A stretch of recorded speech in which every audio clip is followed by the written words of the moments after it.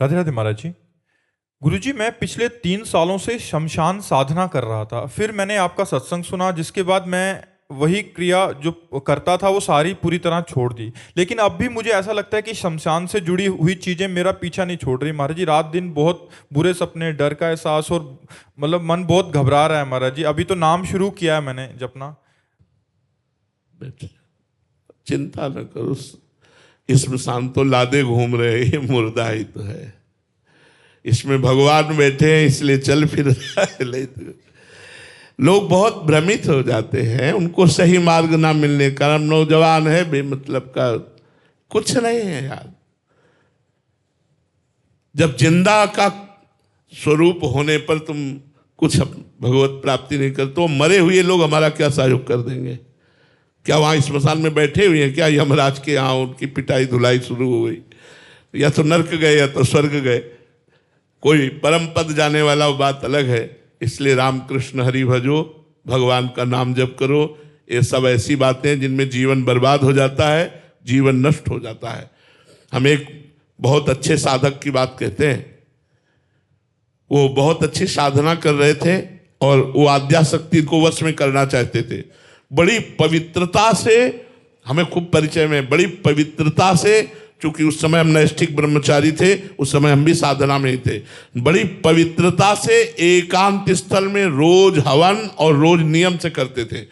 जब उनकी साधना का फल का समय आया तो उनके कान के पास से मक्खी सी निकली, ऐसे पास से ऐसे करते हुए। माता जी का एक नाम भ्रमरी भी है। और वो ऐसे जुड़ गई तो सामने देखा इतना सुंदर रूप कि वो काम मोहित हो गए। जो ही काम मोहित हो, इसमें बुद्धि भ्रष्ट हो गई। बुद्धि भ्रष्ट हो गई तो पागल की तरह जीवन व्यतीत किया, कूड़ा करबाद बटोरते हुए। एक साधक कूड़ा कर, माँ को माँ की तरह भजो, हनुमान जी को भक्त की तरह भजो। अगर उनको अधीन करने की कोशिश करोगे तो बुद्धि में इतनी क्षमता नहीं कि झेल पावे। ये भूत प्रेत पिशाचों को जागृत करके क्या प्राप्त कर लोगे? कुछ नहीं। एक बार एक ऐसे थे कि वो देखते ही बता देते थे, अच्छा आप अमुक हो, अमुक कार्य के लिए आए हो। तो लोग बड़े प्रभावित हो जाते, यार ये तो मेरा नाम जानते हैं और ये काम जानते हैं, मैं किस काम के लिए आया हूं। बड़े प्रभावित हो जाते। तो भाई जी से हनुमान प्रसाद पोद्दार जी, गीता वाटिका गोरखपुर, उन्होंने सुना तो उन्होंने कहा एक बार हम भी देखते हैं।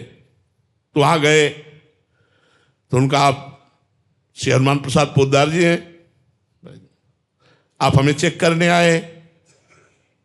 भाई जी ने कहा यार बड़ी जोर की सिद्धि है इसके पास, कि मतलब हमारे मन की बात तुरंत। भाई जी ने कहा देखो हम मित्रवत बात करते हैं, आप भगवत प्राप्त तो हो नहीं, क्योंकि मेरी दृष्टि आपके ऊपर पड़ रही है और वजन तौल रहे हैं, तो आप कुछ नहीं हो साधना में। आपको ये ज्ञान कैसे हो जाता है कि ये कौन आ रहा है, क्या काम करके आ रहा है? तो उनका किसी से कहना नहीं। तो हाँ बिल्कुल नहीं कहेंगे, वादा है। तो उन्होंने कान में ऐसे कपड़ा बांधे हुए थे, कान हटाया, यहाँ बिष्ठा मल, यहाँ मल लगाए हुए थे, और कहा यक्षिणी बैठी हुई है, यहाँ मल में यक्षिणी बैठी हुई है, वो मुझे कान में तुरंत बता देती कि इनका नाम अमुक है। और ये तब भाई जी ने कहा छोड़ दो ये, नहीं तो तुम्हारी दुर्गति हो जाएगी। जब तुम मरोगे तो तुम नरक को प्राप्त होगे, क्यों? तुम यक्षिणी की सेवा कर रहे हो, यक्षिणी को रिझाकर रुपया कमा रहे हो, भगवान का चिंतन भजन नहीं कर रहे हो।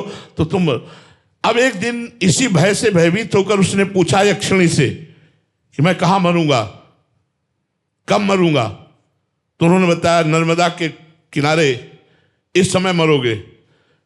तो उन्होंने जा करके नर्मदा के किनारे मरने की कोशिश की, तो उनको हटा करके पीछे ला करके कहा जिंदगी भर हमसे गुलामी कराता रहा, अब मैं तुमसे गुलामी करवाऊंगी। और उसे मार करके यक्ष बनाया, कल्याण नहीं हुआ। तो ये भूत प्रेत पिशाच मंत्र सिद्धि ये सब बेकार की बातें हैं। राम राम कहो, कृष्ण कृष्ण कहो, राधा राधा कहो, हृदय शांत रहेगा और प्रसन्न हो जाओगे और भगवान अधीन हो जाएंगे। सुमीर पवन सुत पावन नामू, अपने बस कर राखे रामू।